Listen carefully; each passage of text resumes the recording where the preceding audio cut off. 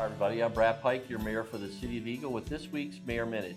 I have another special guest with me today. Lori is our treasurer, our city treasurer, and Lori, welcome first of all. Thank you.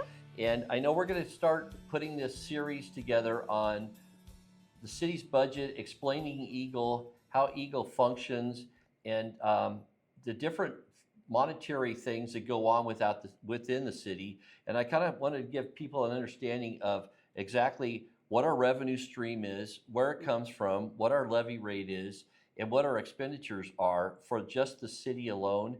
And we're working on this. We've had a few workshops on the budget, which we normally do before our August 11th public hearing, which is basically to sign off and have the public understand and make comment to this year's budget. Let's start off, first of all, on our revenue sources.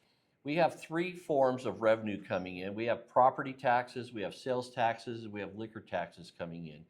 Those all equate this year to about just a little over $10 million. Correct, yes. And so the property taxes, people will say, well, don't you have a lot of money coming into the city? And I like to tell the people that we are a very affluent community, but we're a very fundamentally financially challenged city because of our revenue, and our levy rate is so low, and people don't understand a levy is just the taxes that come to us. And we have 10 taxing districts. And some people pay 11 because they're in the flood zone, but basically there's for the citizens of Eagle, there's 10 taxing districts. So all of those levies, they have their own agency, their own boards, their own budgets that they have to maintain. But for us as the city, we had what people looked at last year was a $68 million budget. You go, wow, that's actually a lot of money for 40,000 people, right? Agreed. But the part that's interesting, and I think the people need to start off in knowing, a lot of that full operating budget is only $42 million, not the $68 million, because of all the pass-throughs. And give me a couple examples of what gets passed through to other. We have development agreements with a lot of the builders around here that we will take in monies for them, and then it goes right back to them for impact fees. Let's talk about the levy rate for property tax within the citizens of Eagle. It's basically $44 on every $100,000 of taxable value of your house. Correct. It's not the assessed value, and people look at their assessments and they come up and they go down and stuff. But $44 per $100,000 of taxable value on the house is it's really low, and especially comparing it to other cities.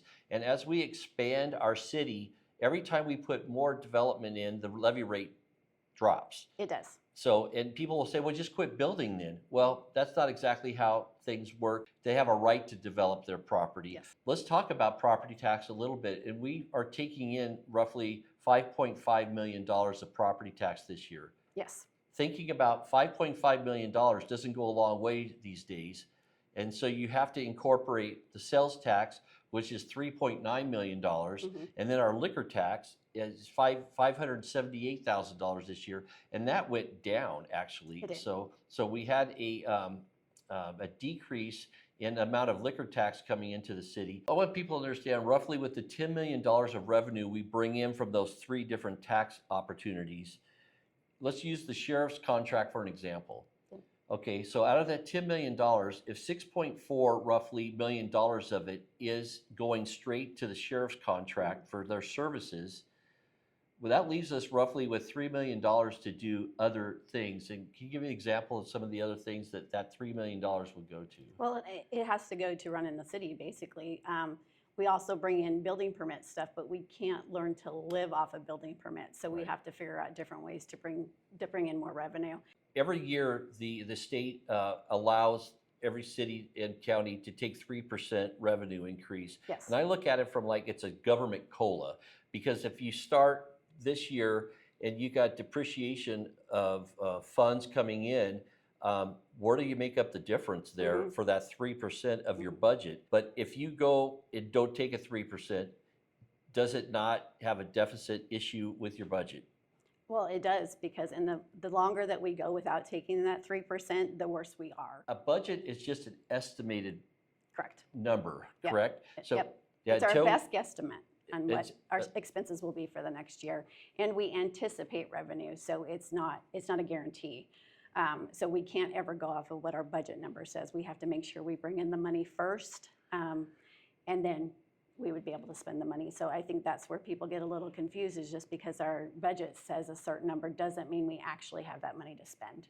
Great. Okay, and like I said, we have our public hearing coming up on August 11th. Mhm. So we have to make sure that we, with the council, gets the budget to you Mhm. to send out, and maybe give a little bit of history of, or example of the timeline, that why it's critical to give August 11th being our public hearing deadline. Yeah, we give ourselves just a little bit of extra time, because if we don't get our numbers into the state on time in September, we actually will not get any property taxes. We'll talk a little bit more, folks, in the future here about other levies and other agencies and taxing districts that your monies go to, because absolutely, like I said, we basically get 11 cents on the dollar back to the city. It's kind of, so you look at it from that perspective. All your other taxes go to all these other entities, things like the sheriff's contract, the school districts, the water, the sewer district, the fire district, all these districts and things. They all have their own boards, their own funding elements, their own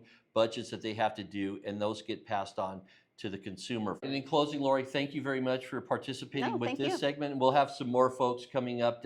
I just want to make sure you're understanding where your tax dollars go, especially only focusing on Eagle, because that's our responsibility right now. But I do have my State of the City coming up on September 21st at Eagle Nazarene Church, and we'll have a flyer, and we'll post this online for you to know coming up in the future. But stay tuned for the next segment, because I think these numbers are really important, especially when we're talking about your tax dollars and how they get utilized within the city. So until then, stay safe, and we'll see you next time.